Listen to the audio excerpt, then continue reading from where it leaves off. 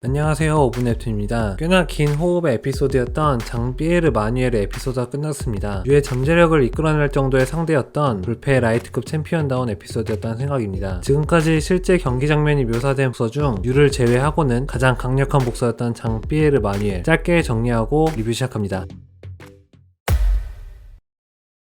장 삐에르 마뉴엘, 20살에 데뷔하자마자 라이트급 세계 챔피언에 올라 10년째 단 한 번도 패배하지 않은 37전 37승 31KO의 천재 복서이다. 현 복싱계에서 전체급을 통틀어 최강이라 불리는 5명 중 한 명이며 그 중에서도 기술적 완성도만 보면 가장 완벽하다고 평가받는다. 장은 그렇게 빈틈없는 복싱 스타일을 가지기까지 그 스스로도 기술에 대한 엄청난 집착을 가지고 있었다. 모든 근육에 대한 완전한 통제 능력을 가지고 싶어 했고, 그러한 통제 능력을 통해 복싱 기술의 극한에 도달하고 싶어 했다. 장은 시구아에서 유의 데뷔전이었던 존 테이커의 경기에서 첫 등장한다. 그렇게 기술의 끝을 쫓는 장이었기에 유의 복싱은 그가 지금까지 쫓던 기술의 완성이자 아름다운 그 자체였고, 유에게 완전히 반해버린다. 또한 근육의 미세한 사용, 무게중심의 이동 등 남들은 볼 수 없는 것을 관찰할 수 있었던 장에게 유는 더할 나위 없이 대단해 보였다. 하지만 장 역시 K도 인정한 대단한 복서였기에 유가 다른 시간을 살고 있다는 사실, 그리고 현재 자신의 상태로는 유와의 경기에서 무조건 패배할 것이라는 사실을 빠르게 자각한다. 그리고 또 유와 대등한 경기를 펼치기 위해서 자신에게는 더욱 강렬한 집중이 필요하다는 것을 알고 있었고, 그렇게 아주 위험한 방법을 쓰기 시작한다. 자신에게 생명의 위협, 즉 살기가 있는 놈들과 마주하며 자신의 신경을 곤두세우는 일, 뒷골목 놈들과 싸우기 시작하며 자신의 집중력을 키워나가기 시작한다. 그러던 중 진짜로 죽을 수도 있겠다는 상황을 맞이한 순간 그토록 원했던 감각이 깨어나며 기술의 정점에 도달한다. 그렇게 라이트급 챔피언 자리를 둔 장과 유의 경기가 시작된다. 예상대로 칼을 제대로 갈고 나온 장은 유와 대등한 경기를 보여준다. 지금까지 유와 경기를 했던 선수들은 주먹을 피하기는커녕 흠씬 두드려 맞고 끝나거나 도망가거나 했던 것을 생각하면 장은 대단했다. 장은 발끝의 각도, 종아리 근육의 수축, 시선, 허리의 긴장을 한순간에 읽고 유가 들어올 각도와 타이밍을 모두 예측하여 경기를 풀어나간다. 그렇게 양쪽 다 한 대도 맞지 않으며 쉽사리 결판날 것 같지 않았던 경기는 단 한순간 장이 예상하지 못했던 것에 의해 결판난다. 때는 유의 데뷔전을 치르기 전으로 돌아간다. 유는 존 테이커와의 경기 전 유명 챔피언들의 타이틀전을 보고 난 후에 K에게 상황에 맞게 한번 따라해보죠 라고 이야기한다. 이 이야기를 들은 K는 매우 흡족해하며 지금까지의 챔피언들을 결코 따라하지 말고 유, 너의 생각, 판단, 몸이 움직이는 대로 하라고 알려준다. 그렇다. 유의 눈에는, 그리고 유의 몸에는 현재 복싱에서 사용하고 있는 현대 기술들은 비효율적으로 보였던 것이다. 근육의 완벽한 통제를 가지고 있던 유는 남들이 보기에는 절대로 해서 안 될 것 같은 자세들을 사용함으로써 더욱 강하고 빠른 기술을 구사할 수 있었다. 그렇게 유는 역대 챔피언들의 기술을 따라하는 것으로는 승부를 볼 수 없을 것 같다는 생각이 들었는지 가드를 내리고 자신의 몸에 맞는 극단적인 자세로 바꾼다. 남들의 눈에는 이 자세가 어떻게 보였을지 모르겠지만 기술의 정점에 도달해 있던 장의 눈으로는 알 수 있었다. 지금 들어가면 자신이 먹힐 것이라는 사실. 그렇게 방어에 집중해야겠다는 생각을 하자마자 장은 유의 주먹을 보지도 못하고 맞아 다운된다. 첫 다운에 사실상 경기는 끝난 것이었지만 지금까지 보지 못했던 유의 기술이 너무 아름다웠던 장은 그 광기에 일어서지만 엄청난 연타를 맞고 또 다운된다. 장은 정말 링 위에서 목숨을 내놓을 생각이었다. 하지만 그의 아내였던 스텔라가 자신을 떠나지 말라는 외침이 그가 지금까지 무엇을 위해 이렇게 살아오고 있는 것인지에 대해 생각하게 되면서 정신을 차린다. 그렇게 정신 차린 장은 패배를 인정하며 스스로 챔피언 벨트를 유에게 주면서 유가 라이트급 챔피언에 오르고 장 삐에르 마뉴엘 에피소드는 끝이 난다.